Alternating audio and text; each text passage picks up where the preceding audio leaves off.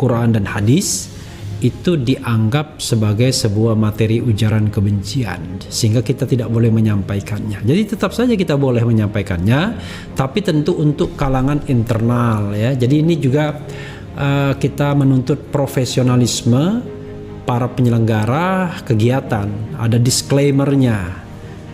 Jadi mereka tidak diperkenankan untuk mendistribusikan video misalnya kalau memang dimaksudkan untuk kalangan terbatas ya. Walaupun memang kita tahu bahwa Ustadz Yahya ini orangnya sangat-sangat keras ya. Ya, coba kita bacakan perkembangan terakhir ya dari Ustadz Yahya Waloni. Rumah Sakit Polri ungkap kondisi terbaru Yahya Waloni yang alami sakit jantung sebagaimana dilansir oleh Detikcom. Coba kita bacakan. Jakarta, tersangka kasus dugaan penistaan agama Yahya Waloni mengalami pembengkakan jantung dan dilarikan ke Rumah Sakit Polri Kramat Jati, Jakarta Timur untuk mendapatkan perawatan. Bagaimana kondisi terkini Yahya Waloni? Kondisi Yahya Waloni relatif membaik, ujar Kabid Pelayanan Medik dan Perawatan Rumah Sakit Polri Kombes Yayo Wilitarto saat dimintai konfirmasi Sabtu 28 Agustus. Yayo belum merekomendasikan penyidik untuk mengembalikan Yahya ke rutan Bareskrim. Yayo enggan menjelaskan detail kondisi Yahya Waloni. Belum direkomendasikan kembali ke rutan. Maaf kalau diagnosis penyakit tidak bisa kami sampaikan karena rahasia medis pasien, tuturnya. Yahya Waloni sudah dikunjungi oleh keluarganya. Yahya Waloni dirawat di ruang perawatan tahanan Rumah Sakit Polri. Ada yang berkunjung yang jelas keluarganya, detailnya Senin ya, tutur Yayo. Sebelumnya Yahya Waloni dilarikan ke Rumah Sakit Polri Jakarta Timur. Kabareskrim Komjen Agus Andrianto menyebut Yahya Waloni mengeluh sesak napas. Dia mengeluh sesak napas, ujar Agus saat dimintai konfirmasi Jumat. Terpisah, Kadif Humas Polri Irjen Argo Yuwono membenarkan Yahya Waloni sakit. Argo mengatakan Yahya mengalami pembengkakan jantung. Ya, pembengkakan jantung, kata Argo. Yahya Waloni dilarikan ke Rumah Sakit Polri kemarin malam. Kabak Penum itu penerangan umum Divisi Humas Polri Kombes Ahmad Ramadan menjelaskan Yahya memang sudah sakit saat ditangkap. Ia sudah sakit saat ditangkap. YW dibantarkan ke rumah sakit tadi malam, tutur Ramadan. Ya, sahabat Eros sekalian, ya ada beberapa hal yang ingin saya singgung ya. Kalimat terakhir itu, dia sudah sakit saat ditangkap. Kalau begitu kenapa harus ditangkap ya? Karena kan ini kan bukan sebuah kesalahan yang sudah jelas. Ini kan masih dalam praduga, asas praduga tak bersalah dan masih harus diproses pengaduannya apakah memang memenuhi unsur pidana atau tidak. Tapi biasanya kalau sudah ujaran kebencian seperti ini kan subjektivitas penegak hukum tinggi sekali dengan menangkap dan kemudian memenjarakan atau melakukan penahanan untuk berapa hari ke depan. Untuk Yahya Waloni ini kalau tidak salah 20 hari ke depan ya, dan sudah dinyatakan ditetapkan sebagai tersangka. Sekali lagi tadi salah seorang atau saya tidak tahu berapa orang nanti lawyer Yahya Waloni mengirimkan kepada saya video soal yang dikaitkan dengan Yahya Waloni. Mungkin video ini yang dipermasalahkan. Memang dalam video tersebut dia menyinggung agama lain yang merupakan memang agama yang dianut oleh Yahya Waloni sebelumnya. Tapi konteksnya bukanlah konteks seperti yang dibuat oleh Muhammad Kece ya, yaitu buat sendiri, edit sendiri, upload sendiri, dan di YouTube sendiri. Yahya Waloni bicara di sebuah majelis, kelihatan ada backgroundnya. Ketika saya minta izin, apakah bisa video tersebut dimasukkan ke YouTube, sang kuasa hukum atau lawyer ya, paling tidak itu yang dia katakan, tapi kita tidak tahu apakah resminya sudah ditunjuk lawyer atau tidak.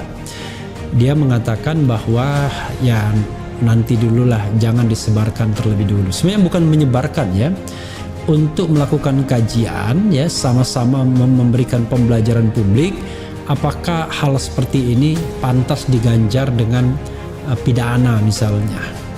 Karena yang disampaikan Ustadz Yahya adalah pengalaman pribadi, cerita dia, dan tentu pengetahuan yang dia ketahui karena dia mengalami dua, katakanlah, kepercayaan, sehingga tentu dia punya pengetahuan. Tapi ya sekali lagi asas equality before the law saya kira tidak begitu ya. Tidak mentang-mentang Muhammad Kece ditangkap lalu Yahya Waloni ditangkap juga. Nanti orang bilang, ada juga mengatakan UAS ditangkap juga. Lalu ada yang menimpali kalau begitu Dennis Regar ditangkap juga. Lalu ada juga yang mengatakan Permadi Arya alias Abu Janda ditangkap juga. Maka tidak akan pernah selesai bicara tangkap menangkap seperti ini ya. Jadi memang perlu kedewasaan di dalam bernegara dan bertoleransi. Kita harus perlu keseimbangan ya, termasuk toleransi itu tidak mengatakan, atau kalaupun dikatakan harus kita pahami adalah dalam konteks yang bersangkutan. Saya pernah ingat ya, ketika Gus Dur waktu saya masih menjadi mahasiswa, kemudian bercerita mengenai bagaimana kelompok-kelompok di society itu berharap bahwa negara melindungi dan katakanlah melakukan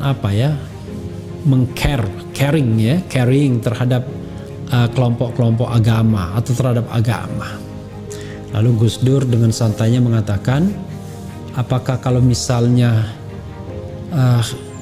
seperti kita ya yang beragama Islam, kalau Islam misalnya tidak di-caring negara, kita akan kehilangan kepercayaan. Atau kalau misalnya yang paling ekstrim lagi, kalau orang lain misalnya convert to other religions, apa kehilangan kepercayaan terhadap Islam hanya karena dia tidak di-enforce atau tidak disupport oleh negara. Nah, ini juga tantangan bagi kita ya, karena dimensinya adalah vertikal dan horizontal. Jadi secara horizontal bisa saja tidak ada dukungan negara, tidak ada dukungan society, tapi kalau secara vertikal kita yakin, maka keyakinan tersebutlah yang tentu lebih menuntun kita. Saya agak speechless soal Yahya Waloni ini karena memang ini penuh dengan penuh dengan kasus atau masalah yang sensitif karena membenturkan kelompok masyarakat. Ini yang saya sendiri agak merasa menyesalkan ya. Tapi kalau antara state dan civil society di mana vertikal, maka dengan gampangnya kita bisa membela yang lemah, dalam hal ini society, dari perilaku otoriter state. Kalau seandainya negara berlaku otoriter, misalnya menggunakan aparatus negara untuk membungkam orang, misalnya menggunakan aparatus negara untuk mengkriminalkan orang, untuk menahan, memenjarakan dan lain sebagainya. Tapi kalau kasus-kasus seperti Muhammad Kece dan Ustadz Yahya Waloni ini memperhadapkan kelompok-kelompok masyarakat, yang satu mensponsori agar Muhammad Kece ditangkap, yang lain menginginkan yang ditangkap Yahya Waloni. Yang satu membahas Muhammad Kece, yang satu membahas Yahya Waloni. Nah, padahal kalau kita letakkan ya secara objektif, maka kita bisa menilai ya mana yang by intention untuk menyebarkan kebencian misalnya, baik dalam proses produksinya, dalam pemuatannya atau editingnya, dan dalam hal-hal lainnya, penggunaan media termasuk misalnya. Mana yang 100% dikontrol sendiri dan yang tidak dikontrol sendiri dalam hal kita bicara pemuatannya dalam media sosial. Nah, cuma masalahnya adalah ya senantiasa bicara favoritism ya. Dan saya juga heran selalu begitu. Selalu misalnya ulama-ulama yang keras seperti Yahya Waloni ini biasanya dimusuhi oleh buzzer-buzzer istana, didoakan yang jelek oleh buzzer-buzzer istana, bahkan tidak jarang bukan hanya didoakan tapi dilaporkan ke penegak hukum oleh orang-orang yang pro terhadap kekuasaan Presiden Jokowi. Jadi agak aneh memang, terkesan bahwa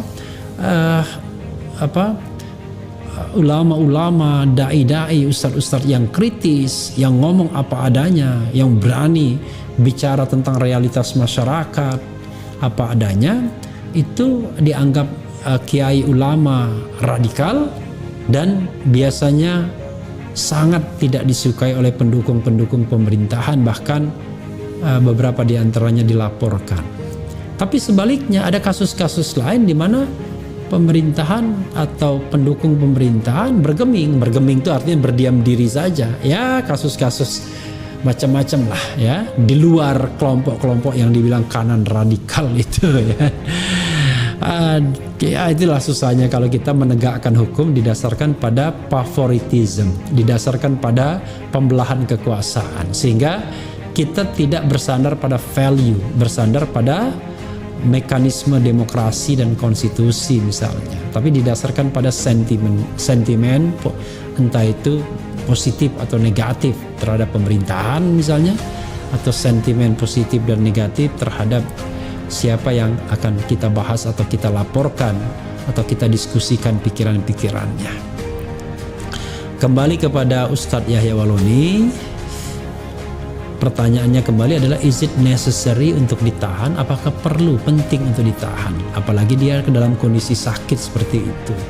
Apakah tidak ada mekanisme lain, misalnya tahanan rumah atau tahanan kota lah misalnya, sehingga yang bersangkutan bisa berobat secara baik, secara layak, dan pastinya kan dijamin tidak akan melarikan diri, kemudian juga tidak akan menghilangkan barang bukti, karena barang bukti itu pastinya sudah di pihak yang dilaporkan, pihak penegak hukum. Karena kalau tidak ada bukti permulaan kan tidak mungkin penegak hukum berani melakukan penangkapan atau penjemputan seperti itu.